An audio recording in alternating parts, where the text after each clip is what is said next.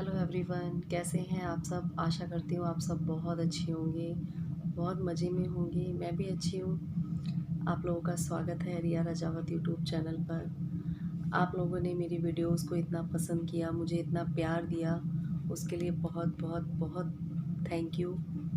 तो मुझसे काफ़ी सारे सब्सक्राइबरों ने मुझसे बहुत सारे सवाल पूछे कि दीदी आप कहाँ रहती हो और आपकी फैमिली में कौन कौन है। तो मैंने सोचा, और अब मुझे थोड़ा सा टाइम भी मिल गया था, तो मैंने सोचा अब आप लोगों को अपने बारे में कुछ बताती हूँ मैं, क्योंकि मैंने अपनी स्टोरी के बारे में कभी किसी को नहीं बताया।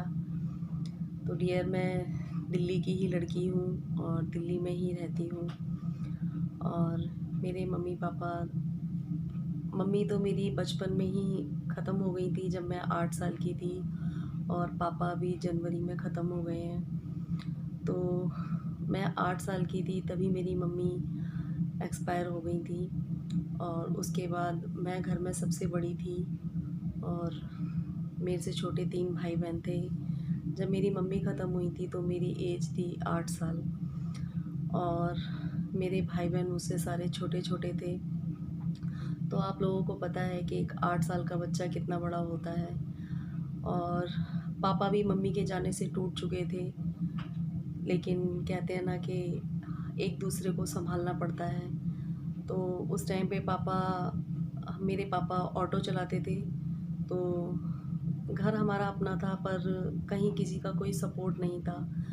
तो हमें हमारे मामा जी अपने घर लेके गए थे। तो पता है, कहते हैं ना कि कोई किसी के बच्चे नहीं रख पाता है। तो हमें हमारे मामा जी घर लेके गए, तो हम वहाँ कुछ दिन तक उनके पास रहे।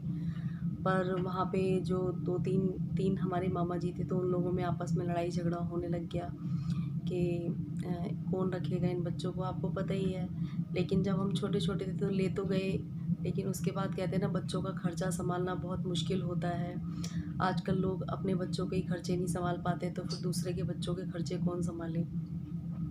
उसके बाद फिर हमारी एक बुआ जी थी रिश्तेदारी में, वो हमें लेके चली गई। बुआ जी हमें लेके चली गई, हम छोटे छोटे थे सारे भाई बहन। उसके बाद क्या बताऊँ मैं, हमारे हमने जो अपनी लाइफ में देखा है ना, वो शायद ही, मैं तो कह रही हूँ, किसी दुश्मन को भी ना दिखाए। तो वो बुआ जी हमें ले गई, और मेरे भाई बहन मुझसे छोटे छोटे थे। तो मेरी जो सिस्टर थी वो थी, जब मम्मी ख़त्म हुई थी तो वो 2 साल की थी। उसके बाद एक आध साल तो हमारा कभी मामा के यहाँ रहे 6 महीने, कभी अपने घर रह लिए 6 महीने। तो एक आध 1.5 साल हमारा इस तरीके से निकल चुका था। उसके बाद हमें बुआ जी ले गई, फिर बुआ जी हमें ले गई। वो हमारी कज़न बुआ जी थी, मतलब रियल बुआ हमारी नहीं है। वो हमें अपने घर ले गई। उसके बाद पता है, वो हम लोगों से काम करवाया करती थी। काम करवाना कोई बुरी बात नहीं है, लेकिन फिर भी हम लोग छोटे छोटे थे। मैं तो फिर भी कर लेती थी, लेकिन भाइयों को सुबह उठा देना, फिर उनसे पानी भरवाना, झाड़ू पोछा करवाना ठंड में। और वो लोग बेड पे लेटते थे। आज मैं बता रही हूँ ये स्टोरी। वो लोग बेड पे लेटा करते थे और हमारे लिए नीचे चटाई बिछा देते थे। तो एक दिन ऐसा हुआ कि मेरे पापा, मतलब कि नाइट में हम लोगों से मिलने के लिए आ गए, और टाइम हो रहा था 12 साढ़े 12 का टाइम था। तो पापा आ गए। अब अचानक से हम लोग सो रहे थे, तो उन्होंने हमें ज़मीन पे सोते हुए देख लिया, और वो सब लोग बेड पे सो रहे थे। तो वही, माँ बाप तो माँ बाप ही होते हैं, हम लोग कभी बताते नहीं थे। तो हमें सोते हुए देख लिया। उसी टाइम हमें हमारे पापा जी अपने घर ले गए। घर ले गए, उन्होंने ये सोच लिया कि चाहे जैसे मर्जी रखूँ, मैं अपने बच्चों को अपने साथ रखूँगा, और चाहे जैसे मर्जी रहें पर अपने साथ रखूँगा। पर ये था कि मम्मी के जाने से पापा को थोड़े से ड्रिंक की आदत लग गई थी। कहते ना कि इंसान चला जाता है तो उसके बाद इंसान सहारा ढूंढता है, इंसान को किसी सहारे की ज़रूरत होती है। तो करते थे ड्रिंक, पर हल्की फुल्की करते थे। उसके बाद उन्होंने, वो सुबह ड्यूटी चले जाते थे। हमारे घर में कोई खाना बनाने वाला नहीं था, और मुझे खाना बनाना आता भी नहीं था। तो मैंने धीरे धीरे करके खाना पीना बनाना स्टार्ट किया। मुझे चाय तक बनानी नहीं आती थी। मैं आटा मारती थी तो आटे में इतना सारा पानी डाल देती थी, फिर उसको ऐसे ऐसे घोलती रहती थी, कहती थी कि आटा क्यों नहीं मर रहा है। सब्जी बनाती थी तो सब्जी बनानी नहीं आती थी। फिर हमारा जो आस पड़ोस था वो बहुत अच्छा था, तो मैं आस पड़ोस में जो लोग रहते हैं, शायद मेरी वीडियोस वो लोग देख रहे हों, तो मेरे आस पड़ोस में बहुत से लोग ऐसे थे जिन्होंने मुझे खाना बनाना सिखाया। क्योंकि जिन लोगों को पता चलता जा रहा है वो लोग हमारी मेरी वीडियो देखते हैं और मुझे मोटिवेट करते हैं। और वो लोग मुझे ये भी बोलते हैं कि तूने हमेशा अपनी लाइफ में बहुत ज़्यादा दुख देखे हैं, शायद इस यूट्यूब के माध्यम से तू अपनी लाइफ में आगे कुछ कर पाए। मुझसे बहुत सी आंटियां हैं, जो अंकल हैं, वो मुझसे यही चीज़ बोलते हैं। तो मुझे खाना बनाना नहीं आता, काफ़ी लोगों की हेल्प से मैंने खाना बनाना सीखा।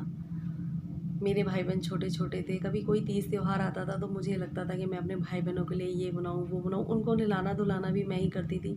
और हम सारे लोग भाई बहन मिलके काम कर लेते थे।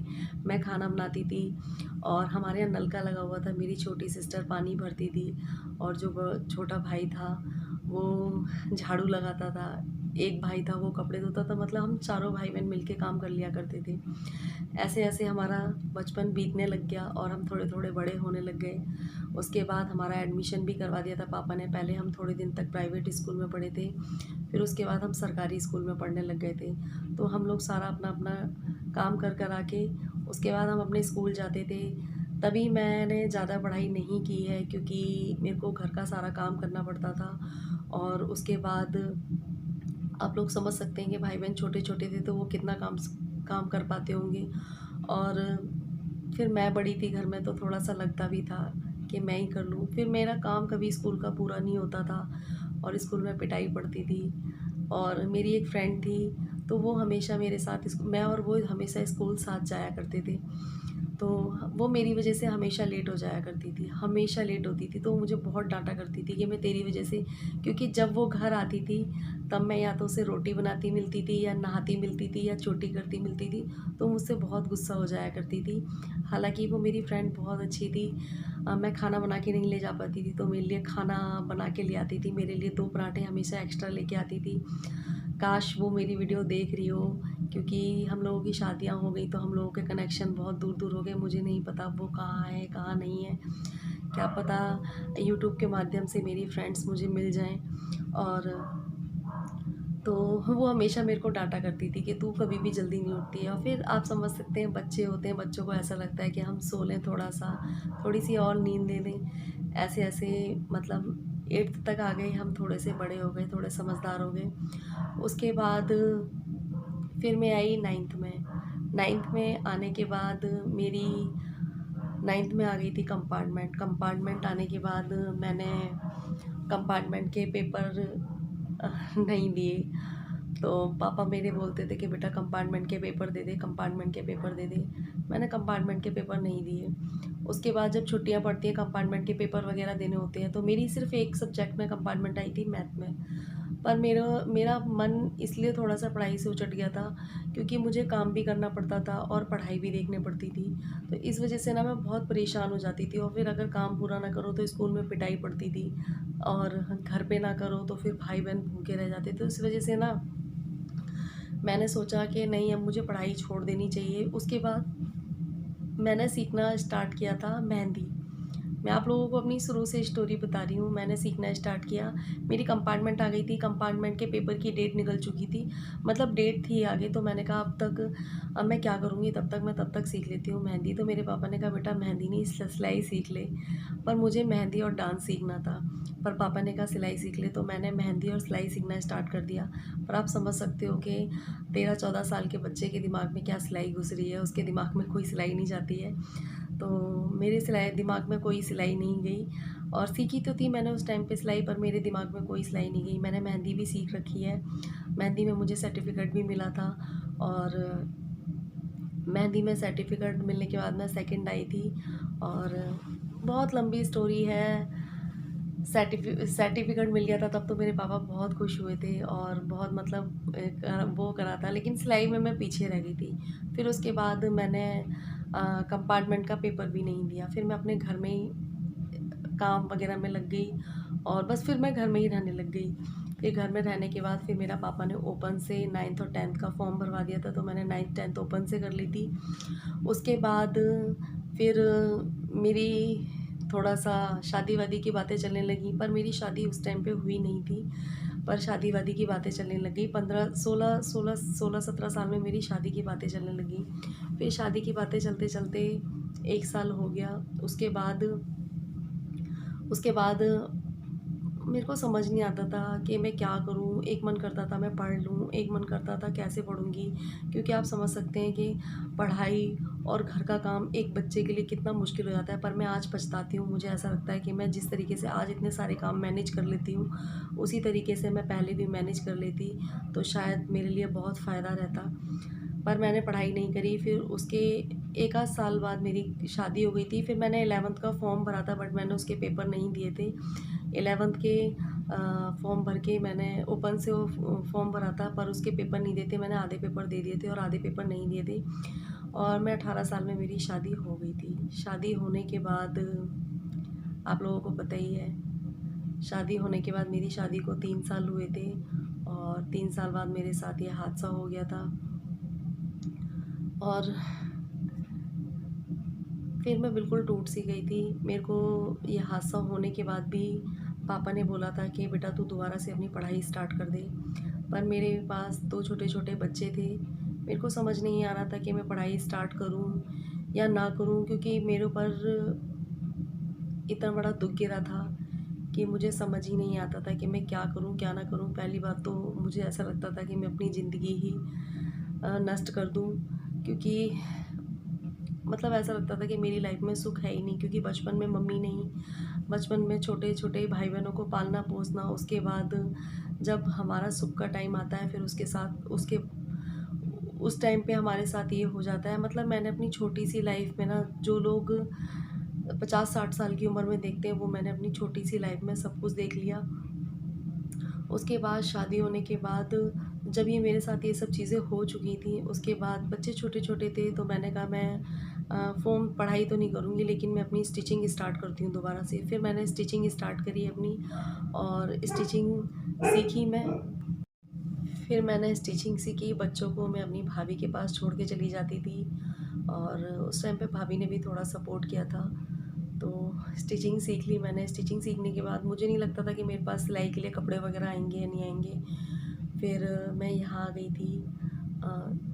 इस टाइम मेरे हस्बैंड को ख़त्म हुए 2 ढाई साल हुए थे। जब मैंने स्टिचिंग सीखी थी, तो 2 ढाई साल हो चुके थे उन्हें ख़त्म हुए। मेरे पापा ने तब भी मुझसे बोला था कि बेटा तू अपनी पढ़ाई दोबारा से स्टार्ट कर दे, पर मैंने पढ़ाई स्टार्ट नहीं करी। बट मैं अब पछताती हूँ कि मैंने अपनी पढ़ाई स्टार्ट क्यों नहीं करी। शायद पढ़ाई कर लेती तो मैं बहुत कुछ कर पाती।